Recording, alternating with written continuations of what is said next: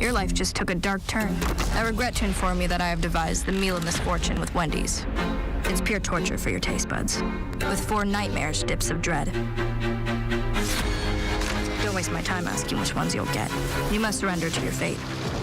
Enjoy the anguish.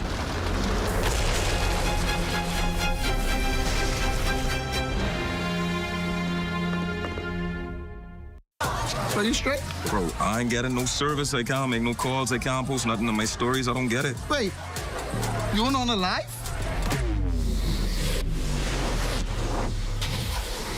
Shad, come, let's fix that. Come. This one needs saving. Pour them over, please. Say less. Sign up today. Enjoy 5 gigs on us with select prepaid plans when you port your number to Alive, or 3 months free Alive fiber services when you port your landline.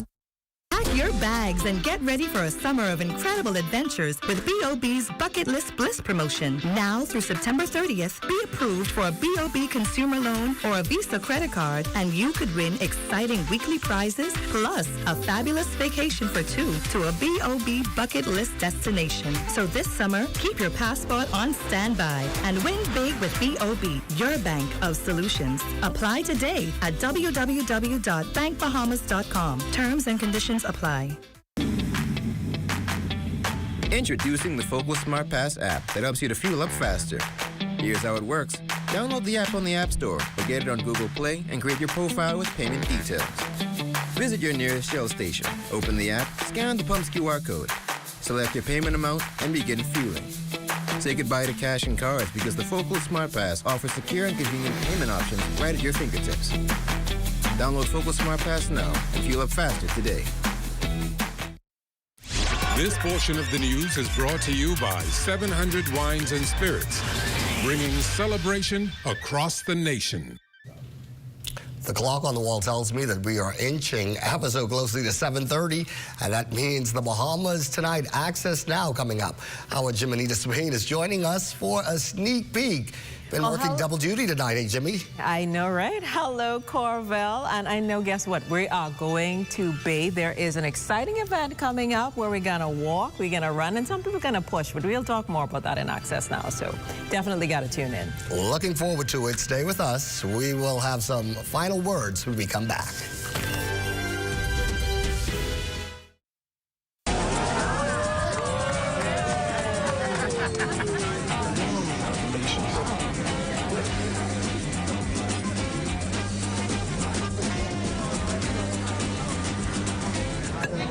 Diet-friendly special.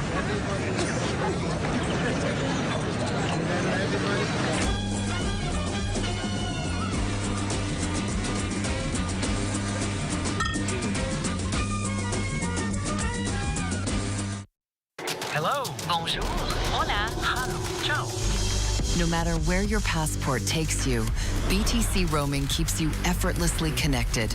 Enjoy seamless calls, lightning-fast data, and affordable roaming across the globe.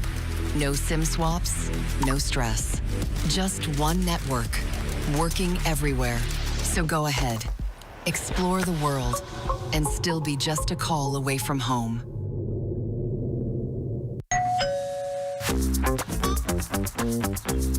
Wait, what are you grabbing all these pizzas, boy? Wait, Marcos, wait. We have a special on all the large 1 topping pizzas, wait. Pineapple. All. Barbecue. All. Hey, that included, but I need the $10 special plate. How many would you like? 20 in it. Thank you so much, man. $10, that's it. The Marcos got that deal, boy.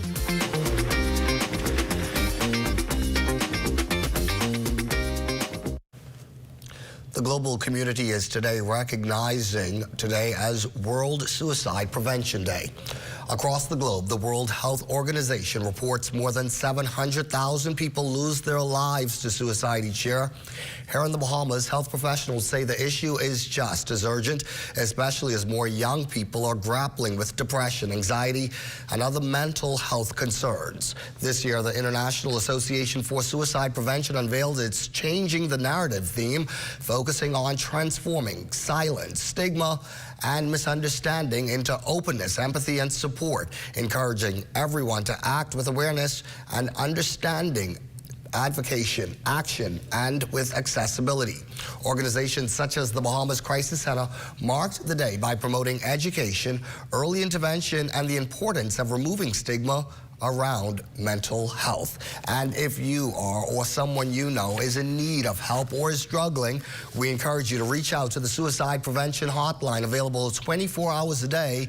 That number, 322-2763. And that does it for the Bahamas Tonight, the National Report this Wednesday. I'm Corvell Piper. Stick around. Jimenita Swain in tonight as the Bahamas Tonight Access Now comes your way next. Have a good evening.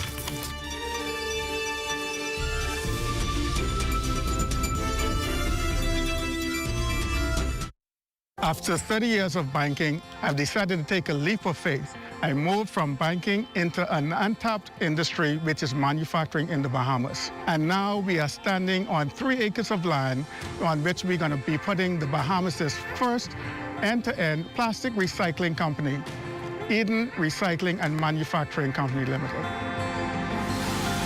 Eden has 2 arms, recycling and manufacturing. This is groundbreaking for us. It's never been done before. It really makes a difference, not only in the Bahamas, but even around the world. This is not just a project that we're doing so that we can make a couple of dollars. We want to make sure that it benefits those who come after us. In future generations, we hope that this is a small vision, that they will take it and they'll expand on it. We can have the formula for what it means to do end-to-end recycling in the Bahamas, in the region, and even if we have to export these ideas and thoughts and concepts even into the U.S. Tourism today, Bahamas tourism today. At the inaugural Goombay Summer Festival, Deputy Prime Minister and Minister of Tourism, Investments and Aviation, the Honorable I. Chester Cooper, spoke to the event as a major foundation for cultural festivities and financial growth across the islands of the Bahamas. Last year we kicked off Goombay here in Inagua, and I promised you that it wouldn't be one and done, that we would do it again. And we're back. And we're going to make tonight more special, more grand than last year. We had a great time last year, and I especially wanted to come back to be here with you to celebrate what we call the 2nd annual Goombay here in Great Inagua. Now Goombay, we've taken it across the islands because it's a Bahamian thing. It ain't just for Nassau or Grand Bahama. We wanted to take it all across the islands of the Bahamas. It's a celebration of who we are, our food, our art, our culture, our music, our dance. So tonight we can do a little bit of all of that. The idea of these celebrations is not only to showcase our art, music, and culture, but to ensure that we leave some money in the economy.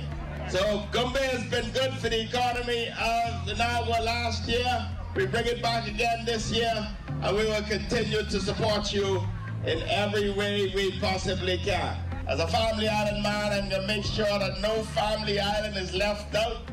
You're going to participate more and more actively in the economy of the Bahamas, in tourism, and in our cultural events like Goombay. For more tourism updates, visit Tourism Today or Bahamas.com. I'm Michael Miller, and this is Tourism Today. World Suicide Prevention Day is today, and we hope you're wearing orange. Our Daniel Dean visited a symposium and has the story straight ahead. Some good news. The Red Cross says it's currently disaster ready. Plus, the Commonwealth Parliamentary Association honors Lady Sharon Wilson. Stay close for that. And coming up in sports, part 2 of the sit down with Golden Girl Debbie Ferguson McKinsey.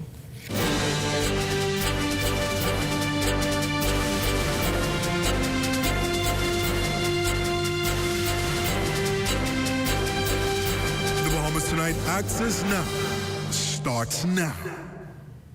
Good evening, I'm Jimenita Swain, sitting in for Marlena Leonard. Welcome to the Bahamas Tonight Access Now. Today is Suicide Prevention Day, a gentle reminder to check in on the people you love. Call a friend you haven't heard from in a while. A simple "how are you doing" could mean more than you know. Let's dive right into the news. If nothing else, World Suicide Prevention Day for the Public Hospitals Authority meant getting this message across loud and clear. It isn't weak to ask for help. And as one quote shared today, it's like using a flashlight when you are lost in the dark. Danielle Dean attended the annual Suicide Prevention Symposium and filed this report. An avid suicide prevention advocate, Senator the Honourable Darren Pickstock notes the staggering suicide statistics this year is adding fuel to the fire and says prevention efforts should be ramped up. For 2025, we have 8 suicides that have been committed compared to 8 for all of 2024. And also, again, 32 attempted suicides for the year compared to 50 so far for 2025 compared to 50 for all of 2024. The Public Hospitals Authority facilitated its annual Suicide Prevention Symposium at Zion's South Beach Baptist Church this Wednesday in honor of World Suicide Prevention Day. One important step in the right direction, the senator added, would be to decriminalize suicide here in the Bahamas. This as he continues to push for the removal of attempted suicide from the penal code. The reality is suicide is not a crime, attempted suicide. It is a mental health issue, and that is exactly how it should be treated. And so removal. In fact, you are doing a disservice because people will not come forward if they understand or realize that attempted suicide is a criminal offense. As years go by, the conversation surrounding suicide prevention is growing in importance, and the Public Hospitals Authority thought fittingly to involve the youth. This is not just about providing them the information, but equipping them with, if they see their friends struggling, how do they help them? How do they ask the questions? How do they provide the support? And how they get the help? So we're really excited that we're able to do this to break the stigma around suicide and to help our young people. Minister of Education, the Honourable Glenys Hannah Martin, and her team were also a part of the initiative. We're seeing that the 2 years of isolation, lack of socialization, and in some instances, being many children in very difficult circumstances during those 2 years, that emerging into the school campus was not an immediate fix. We talked about learning loss. But it's clear that what happened to many young people is more than learning loss. Making school campuses spaces of well-being and comfort for each student is of heightened importance. Reporting for the Bahamas Tonight, I'm Danielle Dean. Thanks, Danielle. Since the close of last year's hurricane season, the Bahamas Red Cross's Risk Management Committee has been hard at work, not waiting for disaster to strike, but actively planning ahead. Around the table, they've been mapping out a comprehensive hurricane readiness strategy built to be activated this season.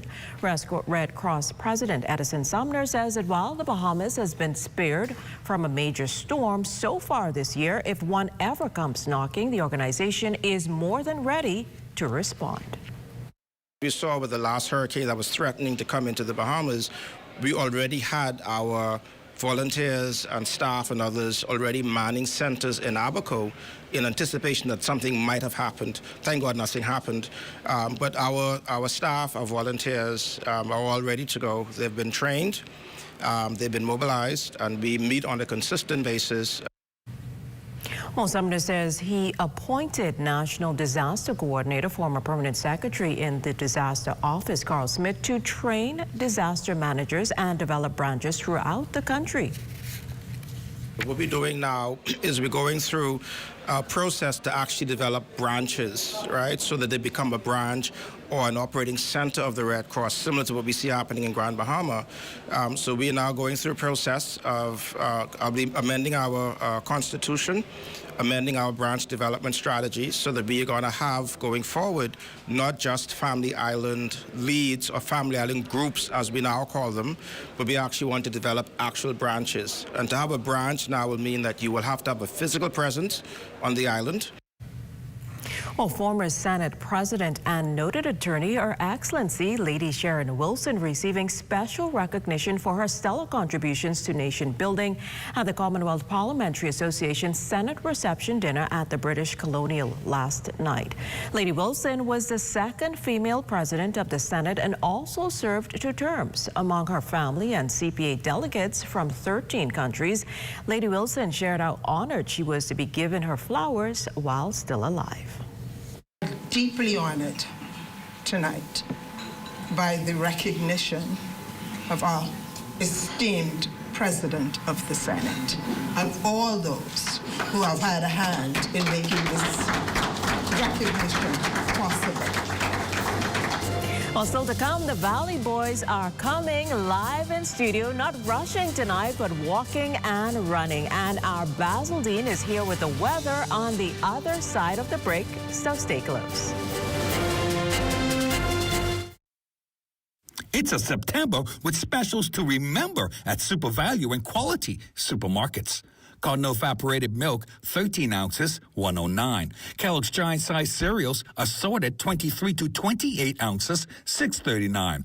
Mart's apple juice, 86 ounces, $5.99. Pretty Lady red or green seedless grapes, $3.99 per pound. Fresh ground beef, $4.99 per pound. September is special and so are the savings at Super Value and Quality Supermarkets.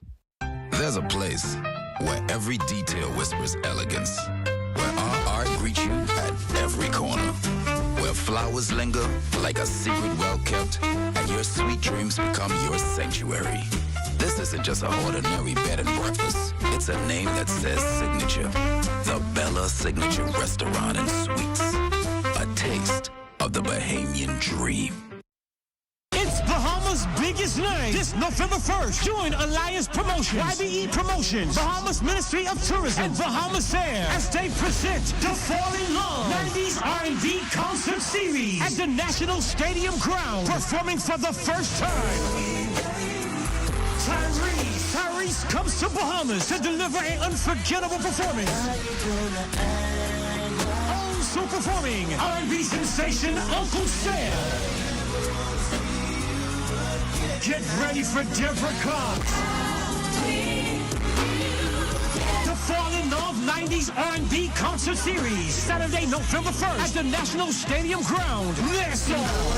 Tyrese, Uncle Sam, and Deborah Cox. Advance tickets are available now at all Cash and Go locations. Or log on to cashandgobahamas.com. To enroll, call 242-427-8111 or call 242-357-0116. Be there.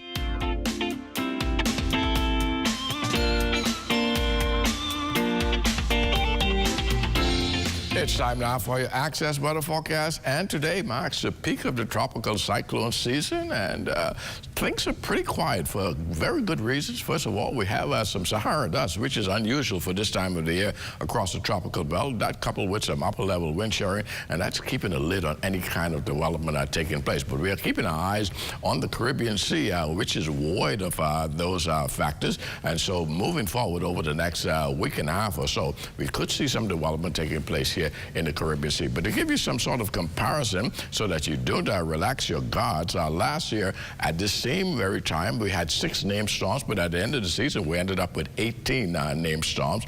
And so far this year we have also had 6 named storms through the 10th of this month, meaning there's lots of real estate ahead of us in terms of tropical cyclone development, so do not let your guards down. And as we take a look at our live weather radar, we still have pockets of showers and thunderstorms all parts of the northwest Bahamas, and that's courtesy of that stalled out troughing that's been in the area now for heading into close to 2 weeks now. And your boating forecast tonight for the northwest and central islands through Friday, light and variable winds. Once again, flat seas, but there those showers and thunderstorms, they're going to be locally higher. You can expect your high tide at 10:36 tonight with a second high tide at 11:08 tomorrow morning. For the southeast Bahamas, also through Friday, east to southeast winds 10 to 15 knots, the wave heights 2 to 4 feet over the ocean. That's going to do it for your boating forecast. It's time now for your international temperatures, and they are brought to you by Royal Star Assurance. Shake that bumper up on me 'cause we grinding. She's a beast and my bigger beast when we raking. Up on one with motorbike 'cause we scraping. Right now I feel like whining. Shake that bumper up on me 'cause we grinding. She's a beast and my bigger beast when we raking. Up on one with motorbike 'cause we scraping. I've been on these rocky roads before, seen a few open. And that's going to do it for your international temperatures, brought to you by Royal Star Assurance. But join me at 11 o'clock for a full weather update. Jimmy Nita? Thanks, Basil. Tonight we are getting ready for Bay with Lamar Thompson of the Valley Boys. Welcome to Access Now. Thank you. It's nice to be here. It's great to have you with us. Now, we know ZNS has more than a few Valley Boys in the building, and with Bay Street calling, it's only right that we talk about a major event coming up. Get ready for Bay, fun, run, walk, and push. So let's break it all down for everyone.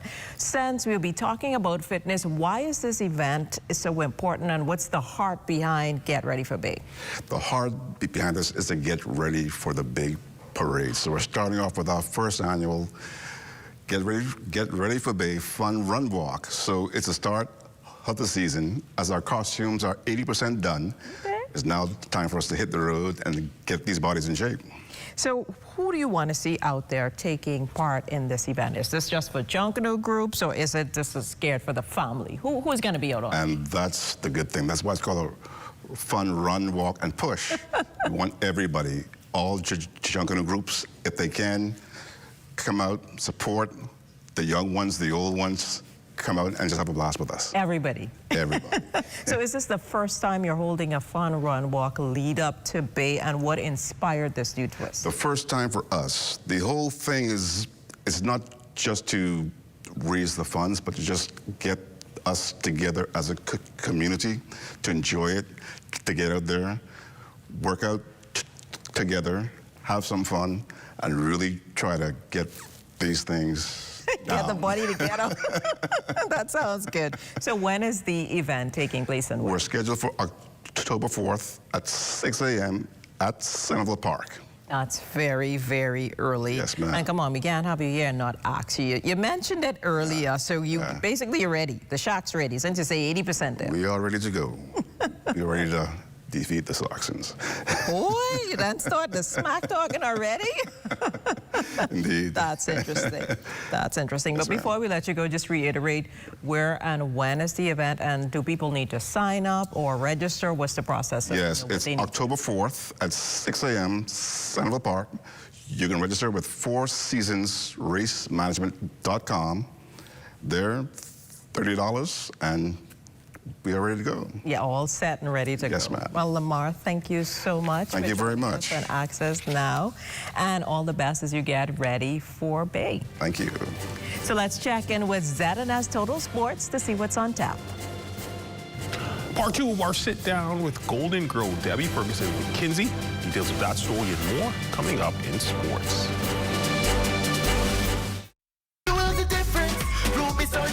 In your car, fill up with Ruby's Ultratech.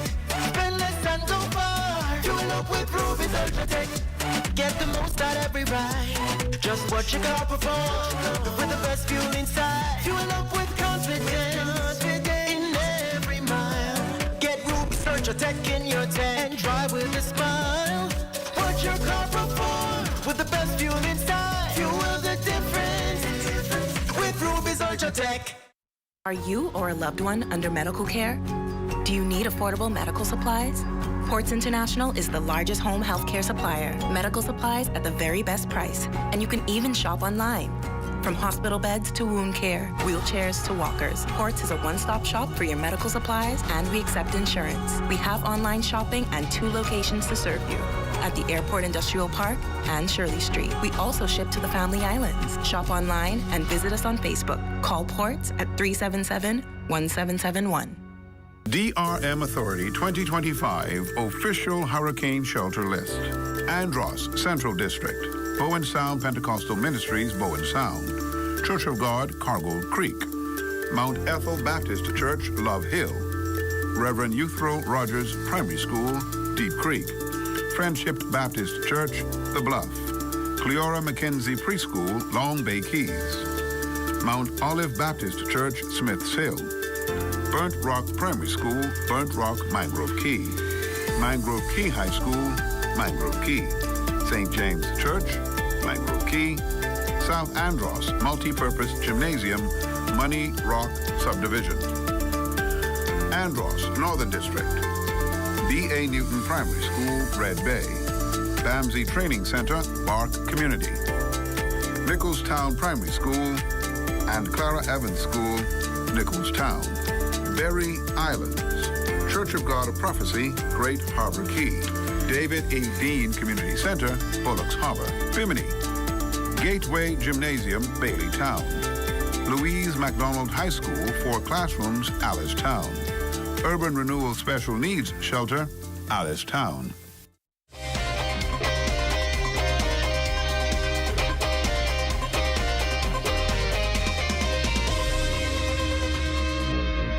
Wednesday Sports Check, everyone. I'm Amajal Knowles, topping sports part 2, our conversation with Golden Girl Debbie Ferguson McKenzie, who now resides back home in the Bahamas after a stellar coaching career in the U.S. on the heels of the World Athletics Championship set to take place in Tokyo starting this weekend. We asked the legendary sprinter her thoughts on the current state of Bahamian track and field. I think it's awesome. I think I have to mention Devin. You know, Devin became a world record holder. And that's big for Bahamians at the end of the day, to be a world record holder in anything. So I was so proud of that. You know, you have Shanae, of course, Stevie. I'm hoping Shanae will be able to get back to where she was. You know, they've definitely made us proud, but we want to be able to continue where every year, whether it's the Worlds or the Olympics, we have one athlete or one team that's on the podium, you know, where Bahamians could say, you know, wave that flag and we're proud. Ferguson McKenzie says she also wants to help restore something she feels is missing. Maybe I'm the one who hasn't been here, so I don't feel it, but I remember that time where they called it that indomitable spirit, like that feeling where Bahamian could conquer and do anything.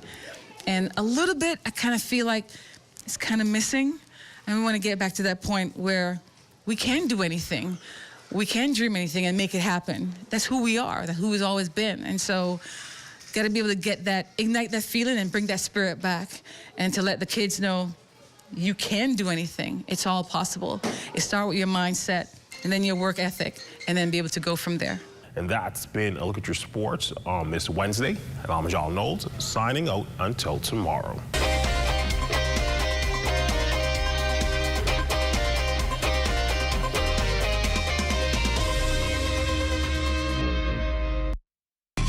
Come and visit us at Shop Smart, 'cause everything is here. Yes, we have it all for you. Toys, clothing, office supplies, appliances, custom cut blinds, bedding, drapes, and rugs. Come and visit us on Mackey Street, 2 blocks down from Wolf Road. Call us at 698-1052. Shop Smart, at Shop Smart, at Shop Smart. Oh, everything is here.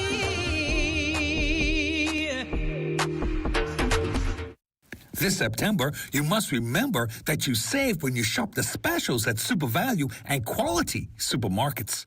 Seabass tuna, 5 ounces, 85 cents. Devon corned beef, 12 ounces, $2.59. Red apples, 2-pound bag, $3.89. Danish spare ribs, $2.39 per pound. Boneless chicken breasts, $2.79 per pound. September is special, and so are the savings at Super Value and Quality Supermarkets.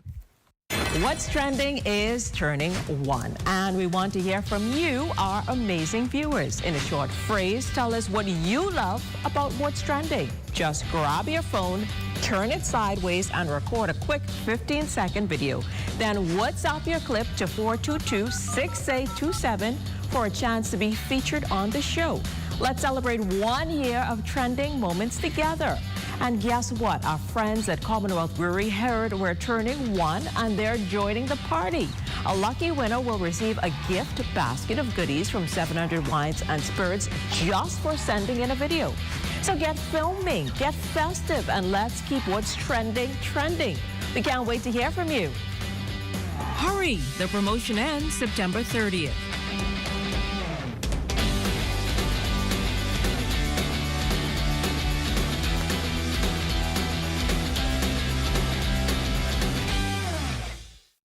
The Royal Bahamas Police Force is one of the most unique professions because it allows you to work in almost every field. For the police, I fly the unmanned aerial vehicles because I always had an interest in forensic science. The most interesting area that I would have been exposed to would have been the fire prevention section. It's so much you can pursue. I get to serve my community and my people every day. Log on to our webpage. There's information about the recruitment process and all of our various departments. Let's swim Bahamas, bring water hazards to an end. Let's swim Bahamas. Water safety rule number 8. Around the house, ensure that all rainwater tanks, wells, cesspools have secure covers. Keep bathtubs, paddling pools, and buckets empty when not in use. Let's swim Bahamas, bring water hazards to an end. Water hazards to an end. You're looking at a shot of Claridge Primary School located in the constituency of Marathon, and it is the only primary school there. The history of this school is tied to the Claridge family who donated the land and the first building to create the school. Our drone shot is courtesy of our Kyson Miller. Let's see where we're going today. Let's take a flight to Exuma. Let's go.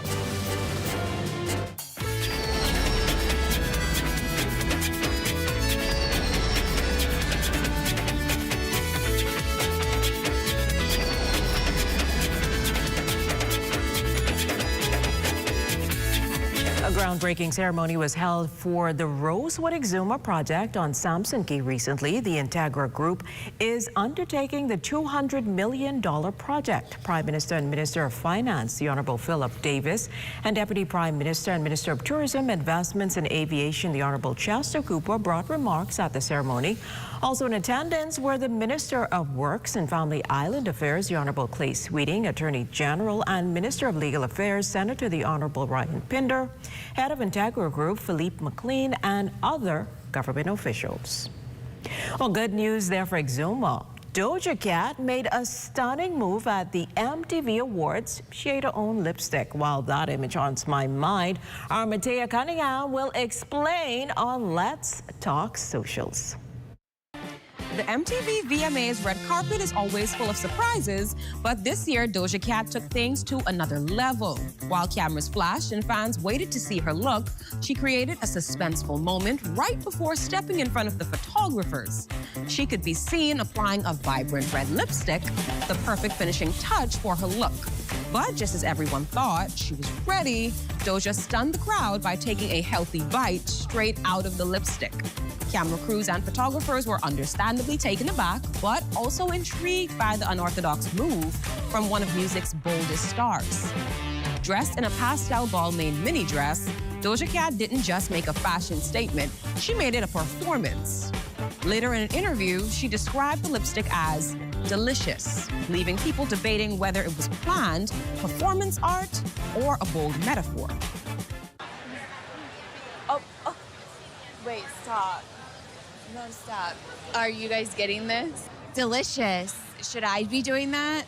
Yeah, absolutely. Okay, but you don't have any on your teeth somehow. You just had a snack. Yeah, I did. I had my girl dinner, and I'm very, very full. Wow. You're performing tonight. Yes, I am. Are you excited? I'm very excited, yes. Do you get nervous? I do. I get nervous, and I have a shot or something, and tonight I don't feel like I need it. Oh, which I don't know what, it's like scary almost, but I don't, if I have anxiety, I will, but I feel pretty good tonight. Yeah, I cannot wait. You're an incredible performer. Thank you. You can do the splits. Yeah, I can do the splits. Yes. Thank you, God, for giving me that. Oh, no, it's a great. Love it or not, one thing's for sure. Doja knows how to keep the spotlight on her, and at the VMAs, she turned a red carpet into her very own stage. That's all for today's Let's Talk Socials. My name is Matea Cunningham, and bye. That does it for Access Now for tonight. Make sure to join us tomorrow night for Fusion Youth Movement. Stay tuned for the rundown with Clint Watson. His guest tonight is the Director of Education, Dominic McCartney-Russell. Well, good night, everyone.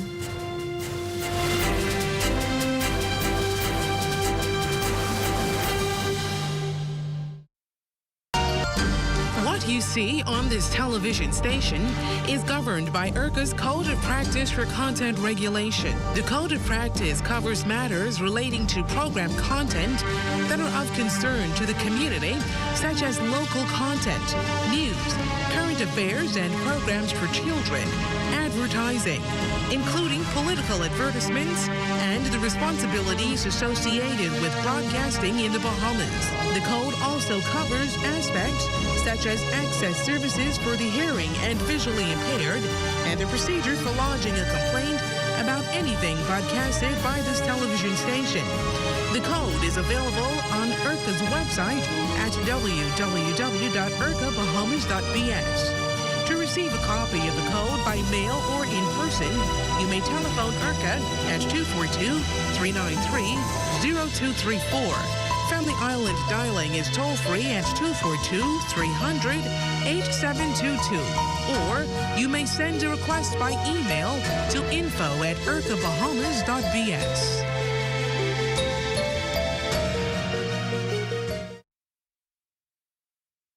The Hidden Disabilities Sunflower is a globally recognized symbol for persons with invisible disabilities. The Sunflower lanyard made our journey less stressful, smoother, and more inclusive. REACH is proud to support the Hidden Sunflower Scheme, which makes the invisible visible. So far, the Nassau Airport Authority and the Nassau Cruise Port are Sunflower certified. So if you see someone with a sunflower lanyard, always remember to be patient and ask if they need some help. Please be kind and always remember to show respect. We wish to encourage more hotel operators with amenities such as water parks, restaurants, cinemas, government offices to join this initiative, making the Bahamas a more sunflower-friendly country. Please feel free to reach out to the REACH office at 328-4123, or you can reach out to the National Commissions for Persons with Disabilities at 396-8700.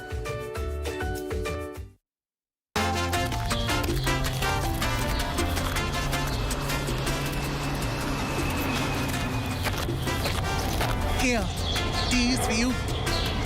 These must have got false bottom, because they look empty to me. Not for long. You taking us shopping right now. For what? Things you're gonna need in case you can't get out of your house after a natural disaster. We know when we had one hurricane around here. That's it. We get 2 lakhs. It ain't only hurricane, we gotta worry about, we could have tsunami or we could have earthquake. And they don't give you no time to go shopping. What kind of earthquake? Scientists just find one faulty line over there by my corner. And even though they say it's stationary, it's there. So we need to go and get our survival kit. Like what? What you mean, like what? Plastic bag to put your important papers in, like water, medication, flashlight, radio, canned goods, things you need, things you might need, just in case you can't get out of your house after a natural disaster. These 2 plastic containers, the two of them could paint them up in their special colors so they could know what they're looking for when you send them to look for it. That's one thing I like about you. You always ready.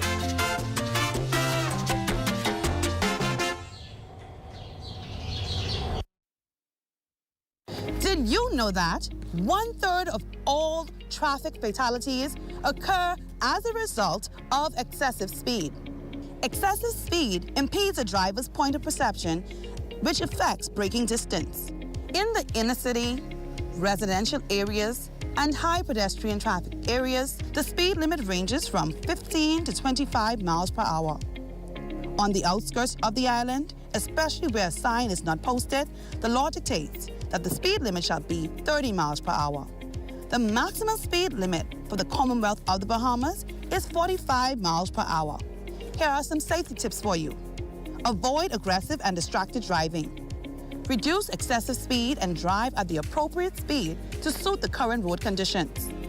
Avoid operating a vehicle while impaired by alcohol or drugs. Be vigilant and always maintain good visibility of the road, and be mindful of other road users, such as pedestrians. Leave out in a timely manner to compensate for potential traffic delays. Even one life lost to traffic fatality is one life lost too many. On behalf of the Royal Bahamas Police Force Traffic Division, please slow down. This public service announcement is brought to you by FG Insurance Agents and Brokers, the Royal Bahamas Police Force Traffic Division, and the Broadcasting Corporation of the Bahamas. We are here in the time of need. There's no discrimination. The mission is to relieve the suffering. We volunteer, we deliver care. With donors and partners, we're always here to turn compassion into action. Protecting life and health with our training throughout the years. We empower to heal the world. There is hope, assistance with disasters. There is shelter and love for our people. We can work together to help those in need. So volunteer with us and donate to show you care. There is hope, assistance with disasters. There is shelter and love for our people. We can work together to help those in need. So volunteer with us and donate to show you care. Together, let's build a more resilient Bahamas. Community farming for food security. Climate programs suited for our island country. Together, let's build a more resilient Bahamas. This message brought to you by the Bahamas Red Cross Society in conjunction with the Broadcasting Corporation of the Bahamas. At Harold One, I'm Ted Jervis, and this is ZNS.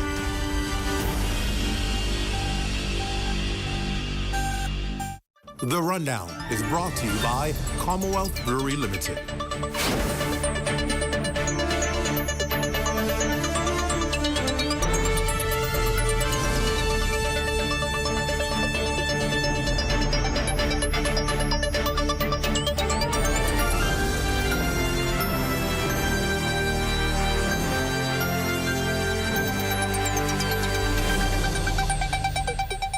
Good evening, everyone, and welcome to the show. It's great to have you with us along for another evening. Well, you may have seen the picture that went viral on social media this week. A woman stretched out on the back of a pickup truck wearing an oxygen mask, drenched by the pouring rain, as she was transported from the Long Island clinic to the airport on the back of that same truck. The story has painfully brought to the fore the serious issues of a lack of proper health care services on that island. But these issues are nationwide, according to Health Minister Dr. Michael Darville, who says that by the end of this year, he expects the landscape of emergency medical care in the Family Islands to significantly improve. Here's Felicity Darville with that story. 62-year-old Brenda Wells' trip to take a massive medical charter flight to the capital happened on the back of a pickup truck. It was heartbreaking for her loved ones because there are 2 ambulances on Long Island, one donated by Alive and another a part of an IDB project, but there's no one properly trained to operate them. Minister Michael Darville told ZNS News that the situation is appalling, but things are about to change. Of the first cohort of 16 students trained for emergency services, only 2 qualified to graduate. The good news is a second cohort will be completed this November. It is not only a case of someone on the back of a truck in Long Island. This happens throughout the Commonwealth of the Bahamas, and it's unacceptable. That is the reason why we're committed to this program. I would like to get it done sooner than later, but there has been some challenges. And I had to go back to the drawing board and recruit additional students who I believe will be successful, and we'll be able to implement the program, hopefully with God's grace, before the end of the year. The Ministry of Health is busy working out the logistics. One of the things we did was we wanted the EMT specialists to be domiciled in the area so that we can have a cost-effective mechanism for providing the services.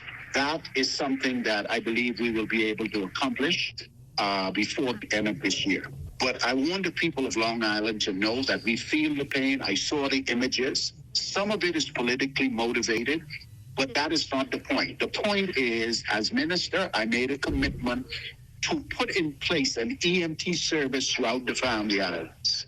I am making steps towards that. I have not accomplished that at this particular point, and it is something that is absolutely necessary and needed. Minister Darville has high hopes that once the students complete the training program and the 15 ambulances that are part of the IDB project are deployed throughout the Family Islands, residents will get the help they so desperately need.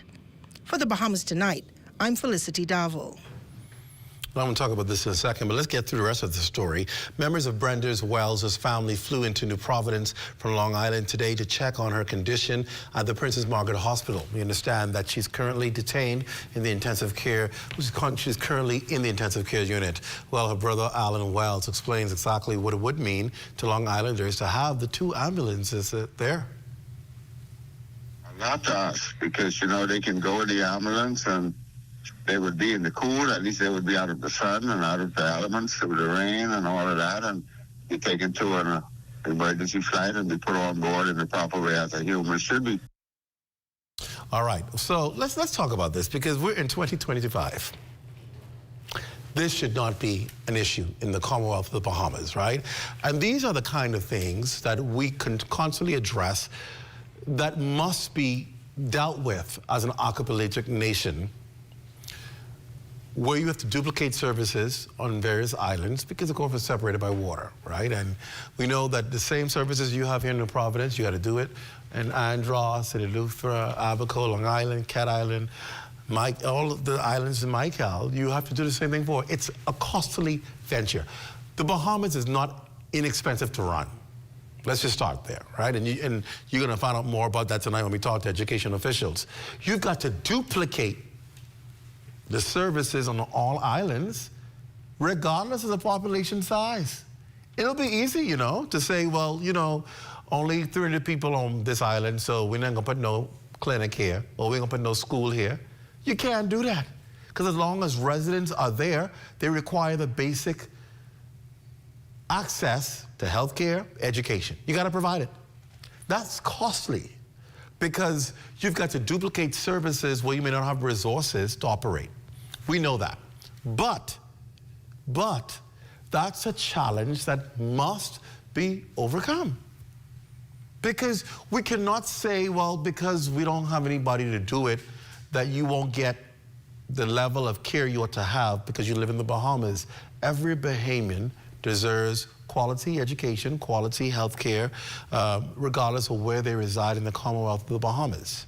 That is the priority. Now, I give Dr. Darville full credit because he's been doing he's been doing really an amazing job trying to bring our health sector up to standard and par, because it's lagged pace with the development of the Bahamas and the population growth of the Bahamas. And so he has been having to, in the last 4 years, do decades work to try and make healthcare accessible, quality healthcare accessible for Bahamians. So everything can't get done, but there's so many things that are now becoming priority. And one of them is ensuring that Bahamians and residents throughout the Family Islands get quality healthcare. Remarkable job in upgrading clinics. Clinics throughout the country are getting a facelift.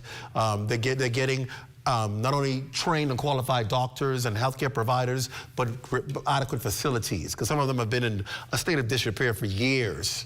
It's been allowed to happen. Dr. Darville and his team have been doing an amazing job trying to bring these facilities up to date. And here it is now, he's faced with another dilemma, and that is being able to provide ambulatory services to the Family Islands. Hasn't happened. So we can't argue and say, well, why no ambulance there? It hasn't happened for decades. And this administration has purchased a whole fleet of ambulances. We hear the stories, they're all parked up. Yeah, we know they're parked up. But there's a reason to that, right? Because one, persons have to be able to drive them. Two, persons have to be able to know how to operate them. And it's more than just going behind the wheel and drive an ambulance. You've got to know how to be an EMS personnel, technician. You have to know how to be able to function and use that ambulance. And you heard Dr. Darville say in that story that they had this large group, this cohort of persons going in to train. You heard how much of them passed the course? Who we gonna blame? Can't put it on government. Can't say the Ministry of Health what y'all doing. Bahamians, the same ones who are complaining and saying we need to get people, it is us who are not passing the courses to get people to jump on those ambulances and be deployed to the Family Islands. 2 to 3 of them passed. All the rest of them failed. So now they've got to go and find other people to take the classes, because I'm sure you don't want them who failed to be driving ambulances, because if you need the services and you need, hard compressions and they grab a needle instead, trouble. So you want people who are able to function effectively Because that'll be the other story from y'all. Then you'll say, they send us people who we know what they're doing. They send us people who drive in ambulances who don't know how that my loved one died because a person didn't know what they was doing. So you have to put people in there who are trained. And herein lies a bigger underlying factor in our country. And that is, there's so much opportunity for Bahamians, but we are not qualifying ourselves for a lot of these key jobs that are available. Here it is. They can't find people to be EMS personnel, technicians to drive ambulances on the Family Islands. Secondly, people don't want to relocate to Family Islands. People aren't passing the courses to become technicians. But yet we blame government when the opportunities are there for Bahamians, but we're not qualifying ourselves. We're not willing to relocate to Family Islands and take this job on. And so the need continues to be there, and we publish these images of our loved ones suffering because we're saying, oh, government, what is government doing? But government has to work in tandem with the people. And the people are not coming forward to help their own country. And therein lies the problem, right? Here it is, government is making ambulances available finally for Family Islands. But one, you gotta be able to operate them, gotta be trained technicians for them. That's where the people come in to partner with government. But are we doing that? No, we're not. But we're complaining. And therefore, we can't provide the services that are necessary. That elderly lady should never have to go through that. And I hope we don't ever see a reoccurrence of that. And I hope we can find Bahamians throughout this country who will come forward, who are capable, who can learn and pass the course and be willing to relocate. Because you know, Bahamians, we don't want to move from home. Be willing to relocate to these Family Islands to provide the kind of services that you need. We must be able to do that. And hopefully, we will be able to see relief, because that kind of image should never get out about the Bahamas. We're far too developed as a country to have that happening, and we need to fix that. But of course, there has to be a partnership with the people of the Bahamas to come forward and say, I'll go learn. I'll go work on the island of Long Island. I'll go work in Mayagüana or Crooked Island or Auckland. And the jobs are available. Well, from education tonight, it's an issue which has sparked concern within the public school system. Students failing to comply with school policies, facing backlash by administrators and education officials who simply want them to follow the rules. With reports of a student allegedly being denied access to school due to hair grooming violations, some parents shared with our Lloyd Allen whether the rules matter when it comes to learning. The Ministry of Education introduced a national grooming policy back in 2023, and fast forward to today, one local school has been brought under fire for comments made in regards to students' attire. Now, we spoke with a number of stakeholders, including parents, teachers, and students, with one towering fact: this is a battle between tradition and modernity. I accept their position because they have an institution to run, and if you do not subscribe or agree with then you can find another institution that fits your liking. But rules and regulations are for our protection. I personally believe that, we don't want to create a so-called division in schools, and the division I talk about is in terms of the haves and haves not. That is something that can easily happen, and when it comes to young, kids, it could create I would call confusion in terms of them being focused. I don't think whether the boys hair high or low, it should be a problem because it ain't affecting how they learn. Well, I mean, you have to go by standard or code of conduct. I mean, in any organization, you have to go by that. If you don't go by that, then you don't have discipline. However they act right now is when they go in general public or when they get a certain age, when they out in the real world, this is how it's going to be. The question of striking a balance between traditional rules and adjustments to current times was also asked. I know times have changed, but one thing hasn't, and that's kids are still kids. Each generation, each mindset is different, so I feel we can meet them where they are at. Now, we also spoke with a number of students. Many say they want to wear things like medallions, better known as coin chains. They want to wear well-fitted pants and clock shoes, among other issues that they say help to define who they are. But the school says if the students don't comply with their rules, they simply have to then face the consequences. Reporting from R. M. Bailey School for the Bahamas Tonight, I'm Lloyd Allen. So the big question is, what are the rules, right? I'm sure you're asking after watching the story. What are the school grooming rules? What are the policies? We're going to get those answers from you tonight. My guest is the Director of Education, and after this break, we're going to talk to her about these policies, what you need to do to comply, and we're going to talk about the opening of the school year, how to go, some of the issues and concerns that you may have. We're going to take all of those questions. The reality is parents and their children, students, must understand that there are rules that everyone has to follow.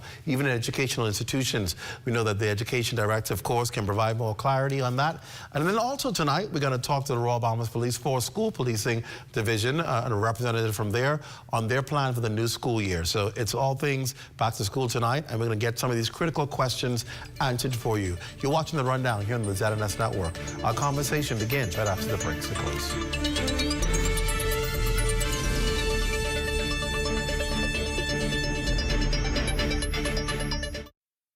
We lead off with this report. This one is a good one to lead off with for Sunday. Your weekend news just got better.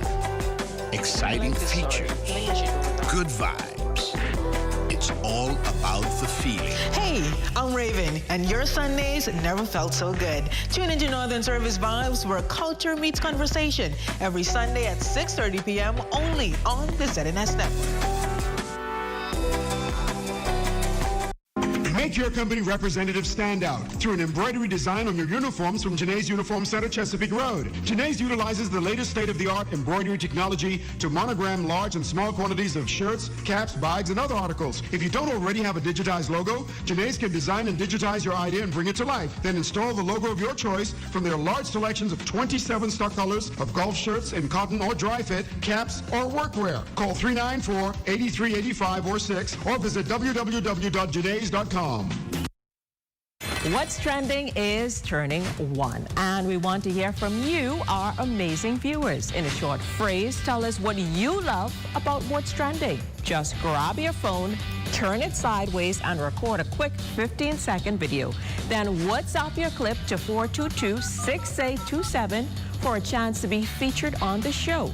Let's celebrate 1 year of trending moments together.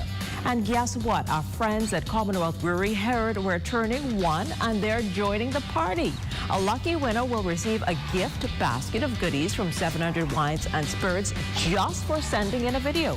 So get filming, get festive, and let's keep What's Trending trending. We can't wait to hear from you. Hurry! The promotion ends September 30th.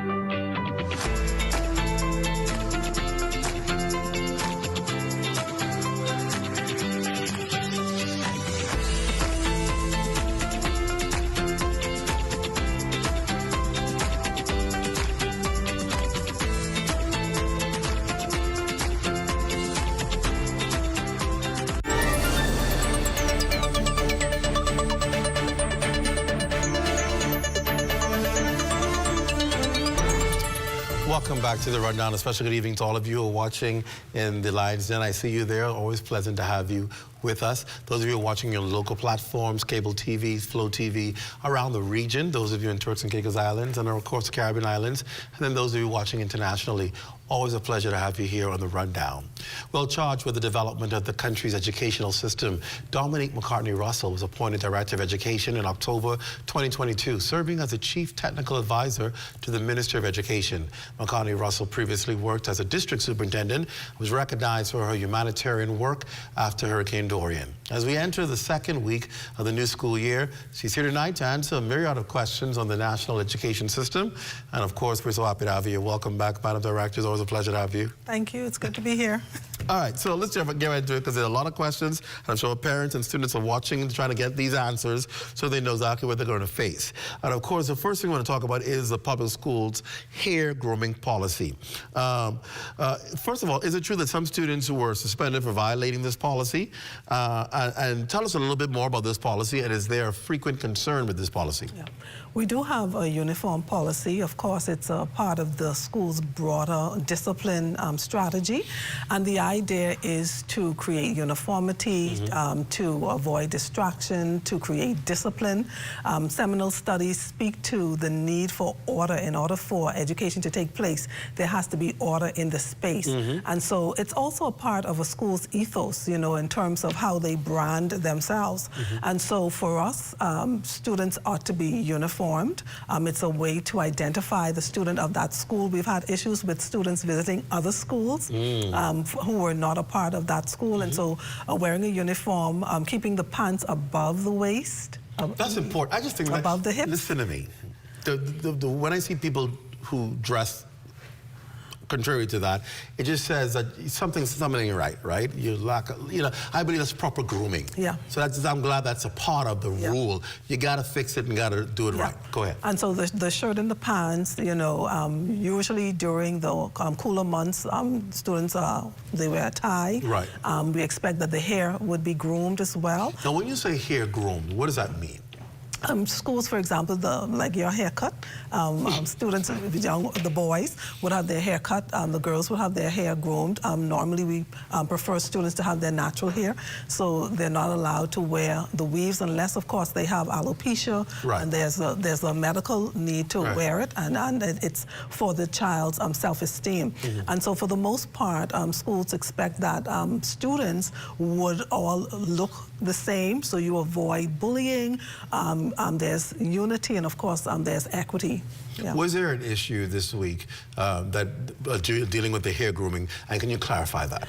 It happens every beginning of school. You know, during the summer, students are off, and so they have the opportunity to wear their hair and to do some things. They wear the purple weaves, and the girls go all out, the boys as well. But when they come back to school, it is expected that they adhere to the discipline policies of the school. And so sometimes that could be a challenge for our young people.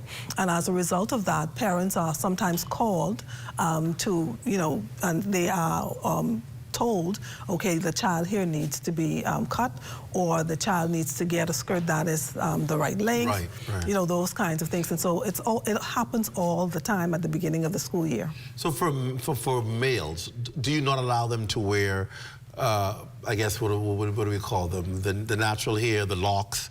Are they not allowed to wear that? Locks, if we do have a policy with locks. Students who wear locks have to wear the turban. Okay. Yes.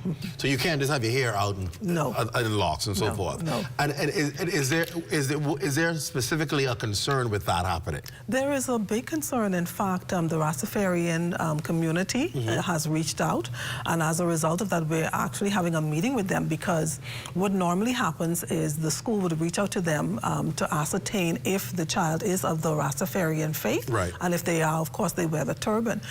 But some students would say they are of that faith and they're not. In the Rastafarian community, you know, they don't want to be caught up in that, because some of those students, they said they don't belong to this faith, and so, you know, they need, well, for us, they need to adhere to the school rules. So for the sake of taking on the questions that so many people are thinking right now and trends, people are probably going to say, oh, the Ministry of Education is behind the 8th ball.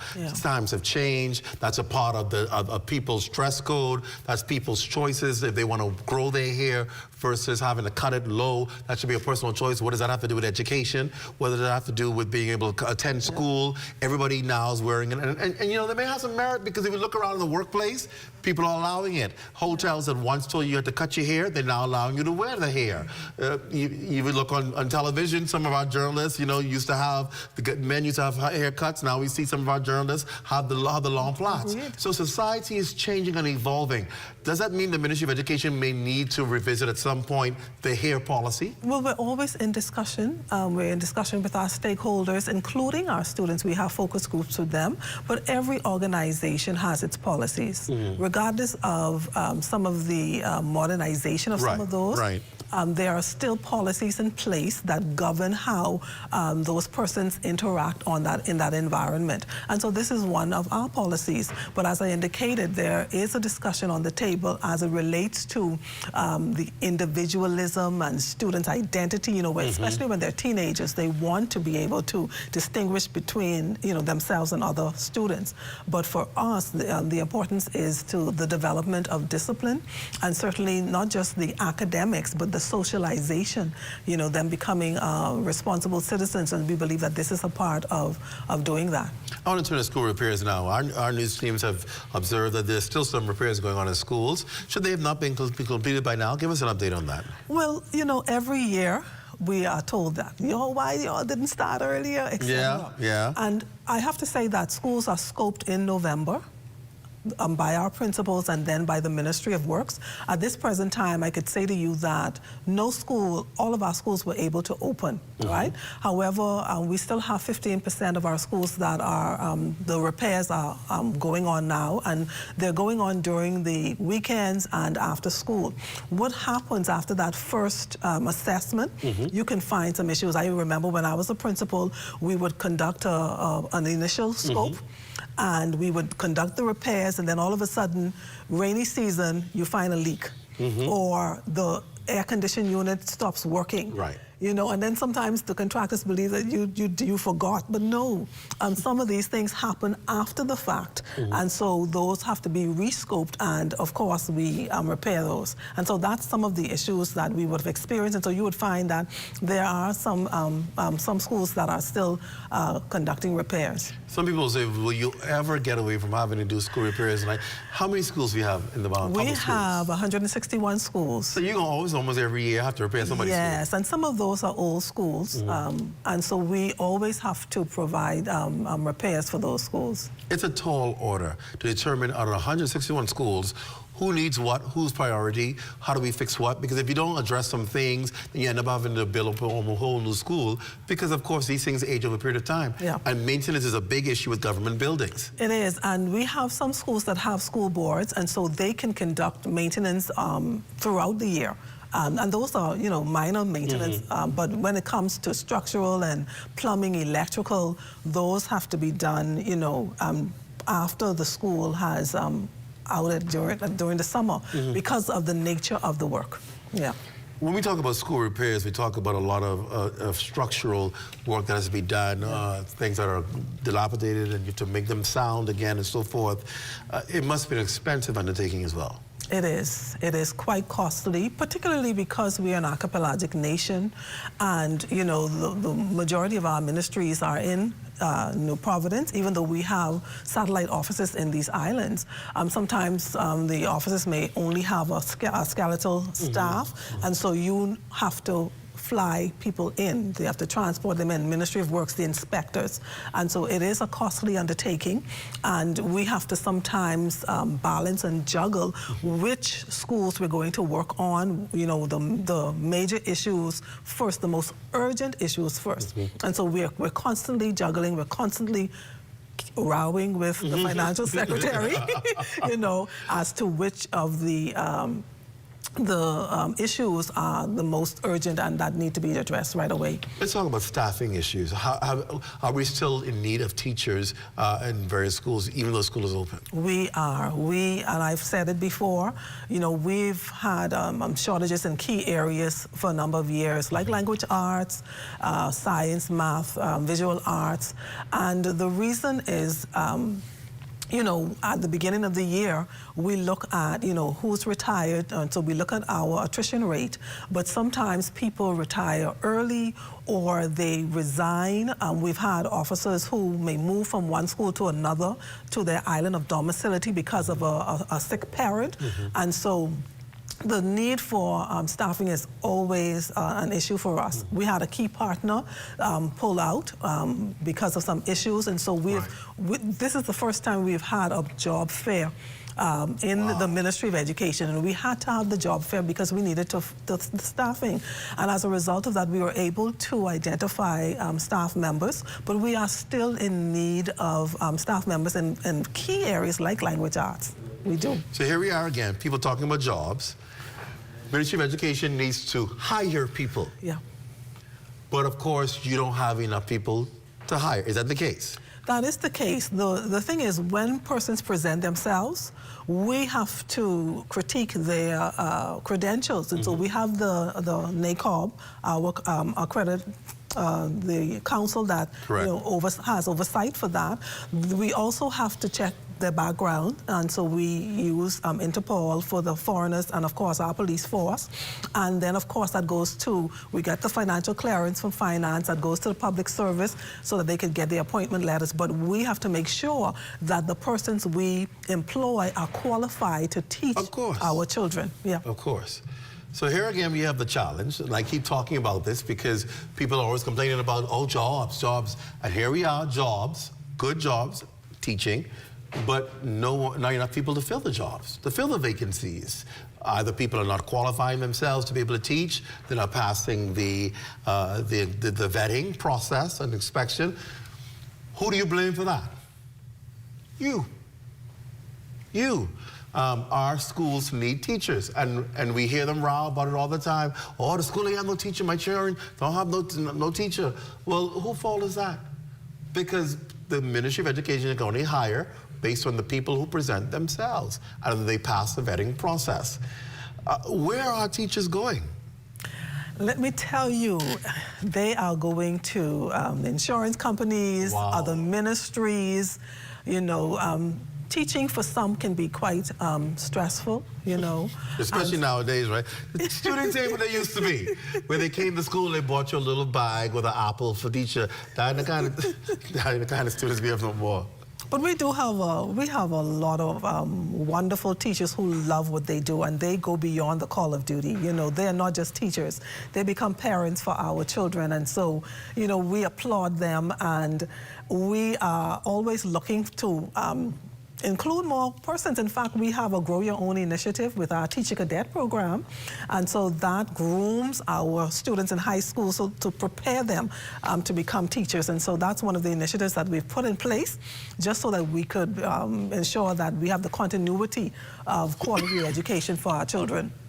The Department of Education has had some challenges with BEMU. We have. I want to talk about that. We'll take a break. When we come back, I want to find out where you are with those talks and negotiations. Stay with us. You're watching The Rundown. We're back after this. Stay close.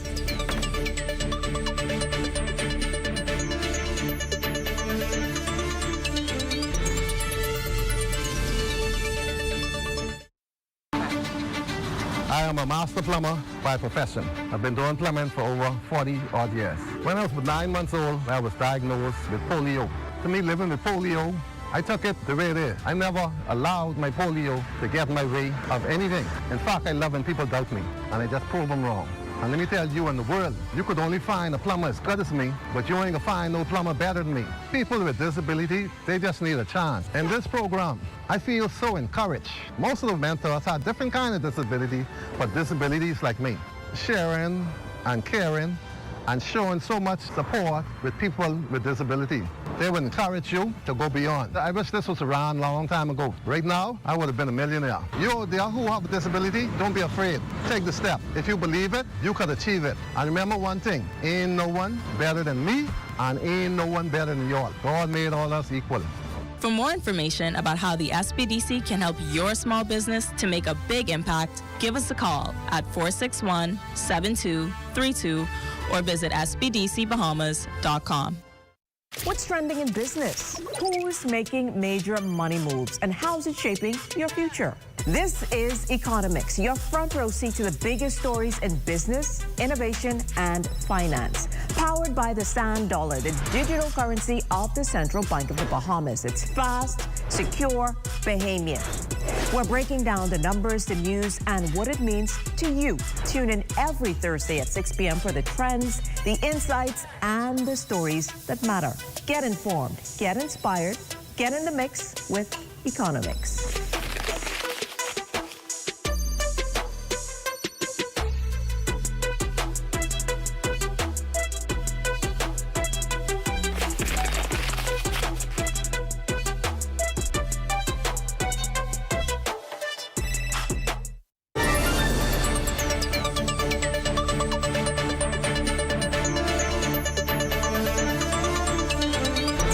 back to the show. I'm talking to the Director of Education. We're trying to get this understanding of what we're facing at the early onslaught of a new school year. Director Dominic McCartney-Russell is here.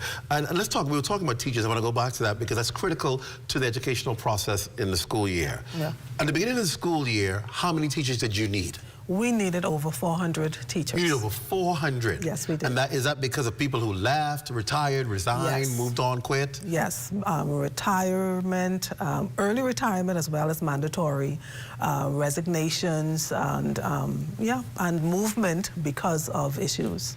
We're losing a lot of teachers to the private sector and to the corporate Bahamas. We are. You know, teachers come with a multiplicity of skills. They're able to do a lot of things. And so I'm constantly fighting corporate Bahamas as well as private institutions for teachers saying, no, we cannot let them go. You know, but it is a constant struggle. Wow. Yeah. How many teachers are you down to now you're trying to fill? Well, right now, we need 90, but critical, 20. Wow, you're getting there. Hopefully, if you're out there, you provide a critical skill. The Ministry of Education needs you. Please help them out. I see online, I want to take a call. I want to take a comment from the Lion's Den, from Briquet, highly favored young, and she says, what about all those teachers? Actually, this is actually Riviana Smith, who's saying, what about all those teachers who just graduated? Where are they? We had 81 graduates from the University of the Bahamas, and I think 80 of them will be hired. Some of them we're still waiting on their vetting, but 80 of them are on our list for hiring. So you're taking them? Yes, all of them. We try to take all. In fact, we get access to them in their third year. We start our processes in their third year because, you know, they finish after their fourth year. So we grab them as quickly as we could. All right. And of course, I'll go back to this one here, South, because they're asking. Briquet, highly favored, says, what is wrong with the Afro kinky in the girls' hair if it is a student or child friendly? Do you have a policy saying they cannot wear their natural hair? No, eh? No, not at all. They can wear the, you encourage that, actually. Yes, we do. Yeah.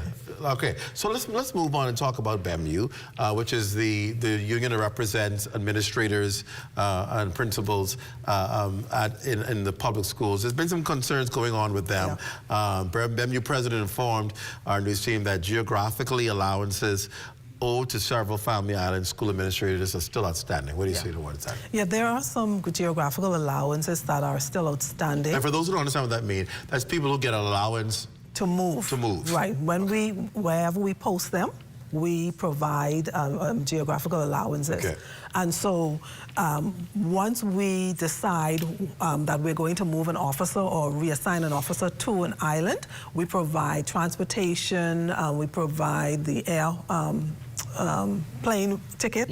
And so that it is a process. You know, it's not as if the money is just sitting right there, but we are working on those outstanding matters. It's not just the geographical, the transportation allowance. There are a few officers who've not received their transportation allowance, and so we're working on those. There are some outstanding matters that are legacy matters from, predate my time, but we're seeking to resolve those confirmations. And so it is a labor-intensive process. That's what they say. That is one of the issues, and so you have to constantly review files, and sometimes a file for one person, the volumes, and so you actually have to go through those files, and that's why I'm really excited about Oracle and what that proposes, because you can digitize files, you'll be able to have a more efficient process, but right now it's labor intensive, and because it's labor intensive, it takes a little bit longer. I was about to say, it must be difficult because you can literally almost sit down all day and just deal with files and get a whole day's work. But when you have to deal with the education system, you're dealing with the day-to-day running of schools, any emergencies that come up, anything that must be addressed. You're dealing with having to go and visit all of these ceremonies, all of these assemblies, all of these events. So it is hard, it must be hard to deal with the operation of schools being open and then yet still deal with the paperwork in the office. And let me tell you, I assisted my team because we put a task force together to complete this initiative, but I sat on that task force and I went through the process because I wanted to see what they went through. And let me tell you, you can imagine going from folio to folio, hundreds of pages looking through an officer's file. And so I realized that, you know something, I'm really thankful that we're going to soon have this Oracle system because this really takes a long time out of the day. It's tedious, right? It's very and tedious. you don't want to say you don't have the time to look over people's files, but there's so much going on, and there's only so much resources to do it in. And I always tell people it's the bureaucracy of government. And I keep telling people, until you work in the system and understand the wheels of motion, how slow they turn, you can come with all the lofty ideas, you can come with all the lofty plans, you can come with all the whole gamut of how we're going to transform and revolutionize. But when you recognize the system that you are given to work with, it moves slower. And in fact, I know tonight we have officers that are working overtime. They work overtime in the weekday. They work overtime on Saturdays. Some of them work on Sundays just to get the work done. There are still some schools out principals, and I know there was a concern of why weren't these made public, vacancies are made public early and sooner so that you could get them. What do you say regarding that? It's hard to think a school open and it doesn't have a principal. Well, to be honest with you, we started the promotion exercise early in April, well, a little bit before April, and the exercise, of course, is so that we could populate our schools with school administrators. But during the summer, you have some officers. For example, we had an officer who needed to come home because of a sick parent. We had an officer who needed to come back to New Providence because of illness. And we had an officer who resigned in the summer. And so we then had to, pivot and say to the commission, okay, we need to add another principal to, the list of principals that we need. And so there is still a need for 7 principals. We went to the commission today. We interviewed officers today. On Friday, we're going to ratify that list. And so we're slowly putting these 7 persons in the seat.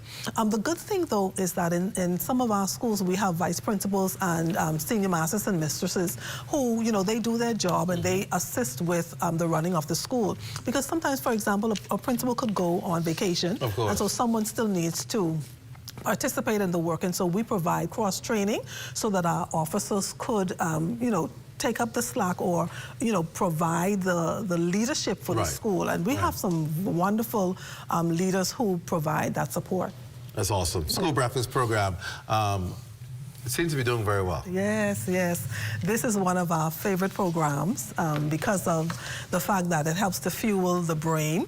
But it does more than that. We see students communicating with one another while they're sitting and eating.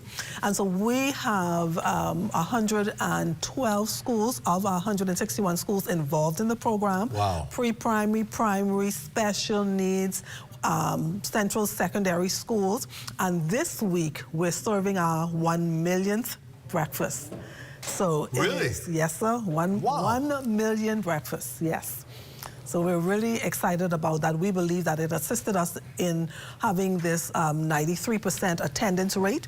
Parents don't have to worry about breakfast for their children. They can bring their children early and the children eat their breakfast and then they go straight into their classrooms for school. I know the curriculum is always very intricate in making sure that it's addressing the current needs of the world. AI is seemingly something that's being integrated in so many societies. Is there any space in education to talk about AI? Are you using any form of AI? Are you talking to students about it? Where is artificial intelligence in education? Well, right now we have an AI policy in draft, and we would have met with our stakeholders, including our students. And one of the questions we asked them, should we get rid of AI? Should AI be in schools? And the students were like, be already using it. Wow. Students are using it, teachers are using it. That's right. And so our policy really is geared around how do we ensure that it's safe, support academic integrity, provide opportunities for teachers to create more efficient classrooms through the content development, lesson plan development, and certainly for the administrative part of what they do. We need AI. We are an archipelago, and so AI helps us with the delivery of quality educational opportunities for students in our rural areas. So we're supporting students, we're supporting our teachers, we're providing good governance, and certainly we're seeking to provide ethical standards through that policy so that at the end of the day, it's used ethically. I want to end where I started talking about at the beginning of the show, and that is one of our challenges as an archipelago nation is duplicating. Yes, sir. We've got to make sure that schools are on every family island as long as there's population there. Yeah. And that can be an expensive undertaking, especially in providing teachers and subject teachers. How are you dealing with that challenge of ensuring that schools on these islands have the specialty subject teachers? Are you using technology to perhaps link them to other classes that may have teachers? Yeah. How are you handling that challenge? Well, first and foremost, we, as best we can, we try to ensure that we could have a teacher on an island. For example, Ragged Island has 4 children. We have a teacher there. Ragged Island has 4 children? Yes. Guanakee has 10. We have 2 teachers there. Man of War has 13.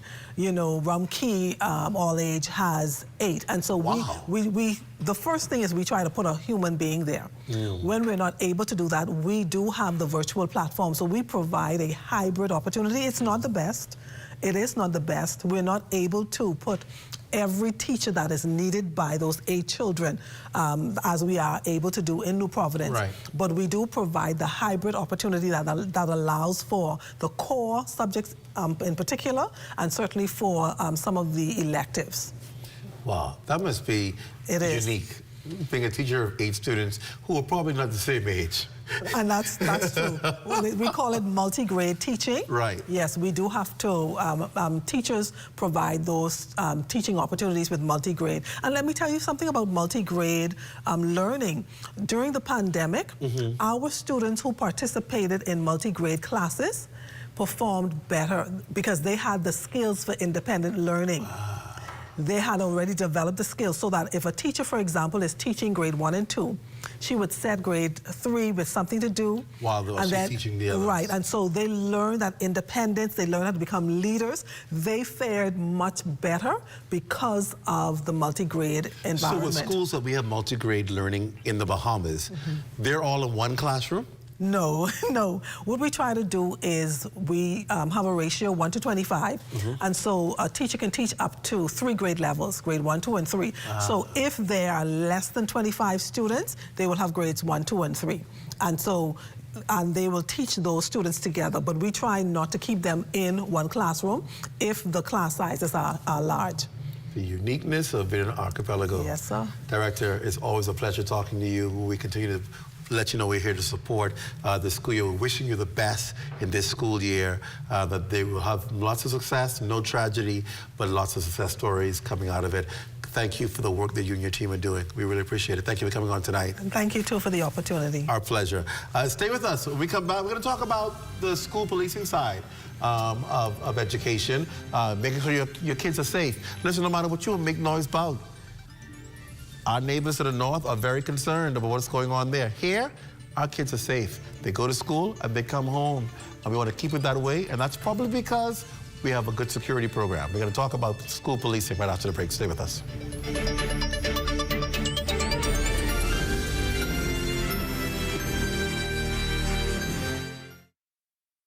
Tired of looking at the same old kitchen? Step 1. Our talented recommended designer Mark crafts a custom design just for you. Step 2. Once your design is ready, CBS Bahamas makes ordering effortless. Your dream kitchen is within reach. Step 3. Our recommended installers bring your vision to life, ensuring every detail is perfectly in place. Sit back and relax as your dream space becomes a reality. Visit cbsbahamas.com and start bringing your home improvement dreams to life today. Make your company representative stand out through an embroidery design on your uniforms from Janae's Uniform Center, Chesapeake Road. Janae's utilizes the latest state-of-the-art embroidery technology to monogram large and small quantities of shirts, caps, bags, and other articles. If you don't already have a digitized logo, Janae's can design and digitize your idea and bring it to life. Then install the logo of your choice from their large selections of 27 stock colors of golf shirts in cotton or dry fit, caps, or workwear. Call 394-8385 or 6 or visit www.janaes.com.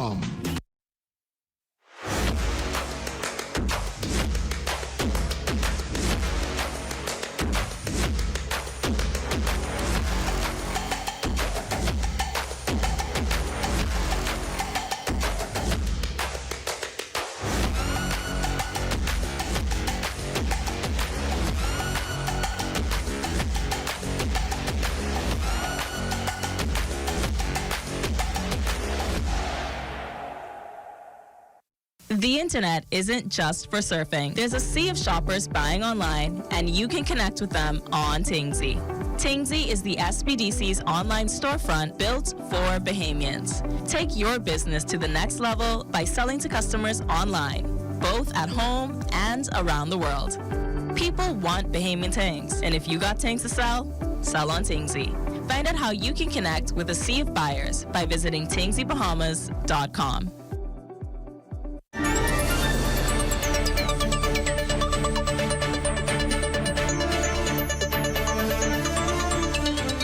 Finally tonight, ensuring our schools are safe and violence-free is not only the responsibility of the Ministry of Education, but the Royal Bahamas Police Force as well. So much so, the force has created the School Policing Division to work with education stakeholders to maintain school safety. Officer in charge of the Police Force's School Police Division, Superintendent Keith Ferguson, joins us tonight to share more on the police's plan for the 2025-2026 school year. Welcome to the Rundown, Superintendent Ferguson. Always good to have you. Good evening, Mr. Watson. All right, so let's jump right into it. What are the objectives of school policing? We know it's the whole idea, obviously, is for ride safety, but there are specific objectives that you have for the police division. Yes, the three main objectives of the School Police Division would be first to assist the Ministry of Education in ensuring that our schools are safe, secure, and that they are a stable environment conducive for learning. That's the first and the main objective. Secondly, we assist the administration, the staff at the schools with positive youth engagement activities. And third, we enforce any laws that may be breached on the campuses or the surrounding areas around the schools. So one may ask, why is this necessary? Because we didn't always have police in schools. They may have had security officers. Is it because of how things have changed with our school campuses and the kind of students that are attending school? Well, things have changed. And with life, there come changes. Yeah. But if you look at it, in 2022, when we first started with the school police program, where we had we call school resource officers, right, who are NASRO certified through the National Association of School Resource Officers. When they went into the schools, we had a lot of incidents happening. Between 2022 to now, we have steadily decreased with the amount of incidents. It's going down. It's going down. Good. It's going down. And one example would be we had a few. 2022, we had a number of stabbings. This year, last year, we had no stabbings. No stabbings last year? No stabbings last year. Campuses. No stabbing for this spring semester. So we hope to keep the trend. That's our intention. But there's one, as a result of the school officers being in school, the school resource officers. People are always concerned that, okay, if you put police in schools, does it become almost like a police state? Is it distracting? Tell me how your officers function, why people are afraid to have police officers in school. But let me say this first, Mr. Watson. We are in the school to support the Ministry of Education. The School Police Division of the Royal Bahamas Police Force, along with the Ministry of Education, it's a partnership. Okay, we take the lead from the administration, who's led by the principal. We're not there to militarize the schools. We're there to be that support mechanism. So that's first of all, it's a partnership. We are in this thing together. And then when we look at security at the schools, you know, when we think of security, what would be considered to be one of the highest security? Maybe the White House, Buckingham Palace. So the same principles that that is applied to secure the White House or Buckingham Palace is the same principles we use to make sure that our schools are secure. And we look at we call it the concentric rings of security. When we look at the perimeter ring of security, the interior and the inner rings, it's the same principles. You know, and our schools are our future leaders. Right. You know, the future prime ministers, you know, governor generals, right in the schools. So we have an awesome task, and that is part of it. Also, we're looking at what we call overlapping layers of securities.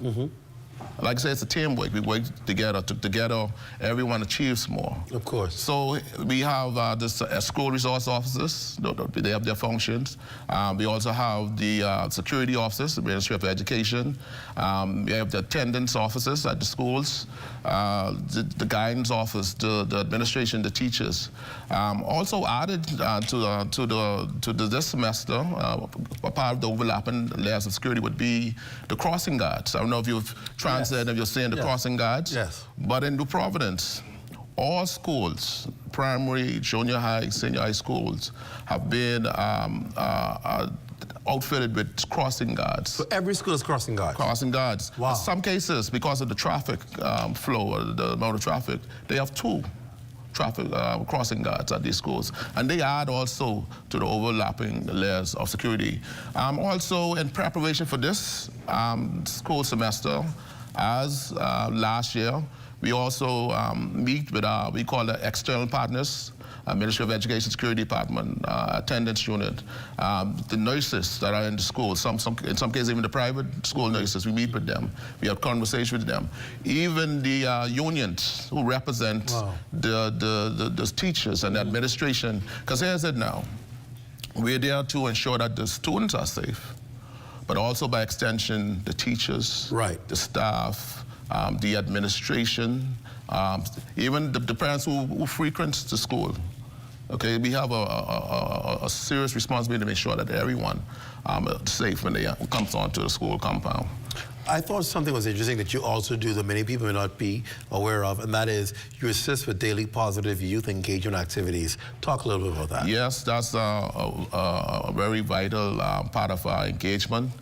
School resource officers daily they interact with the youth, the students within the school with positive youth engagement activities.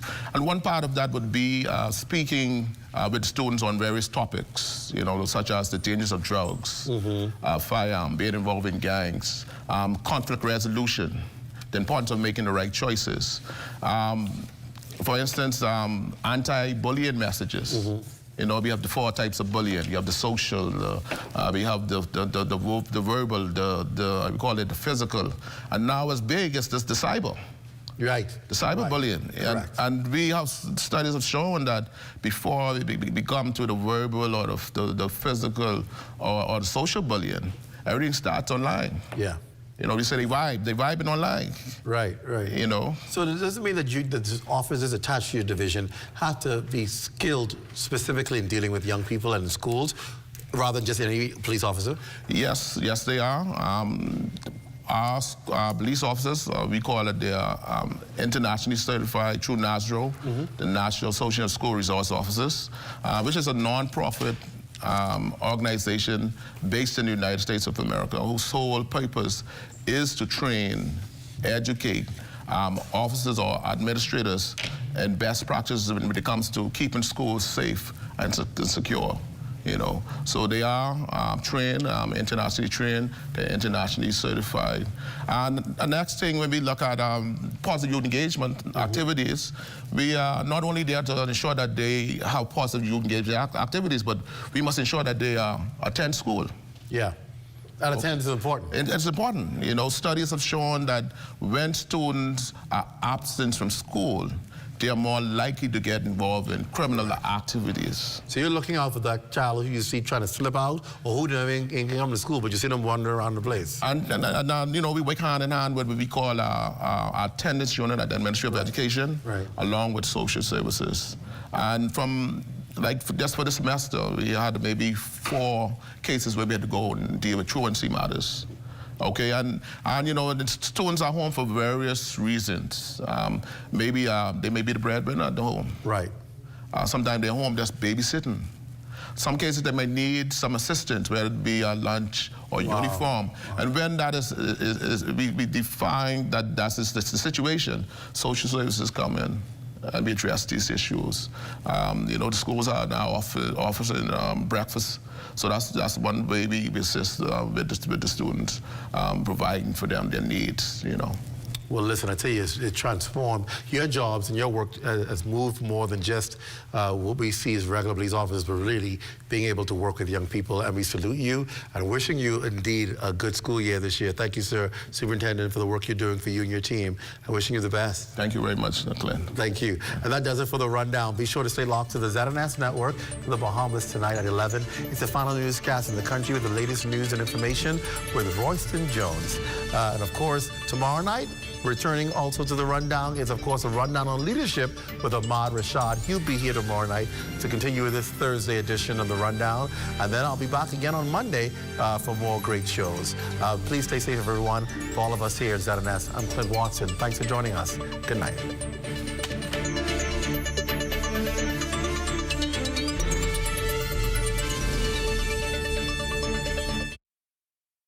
At Fort Montague, I'm Opal Roach.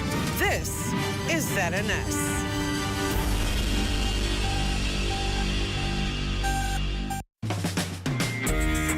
You and Your Money is brought to you by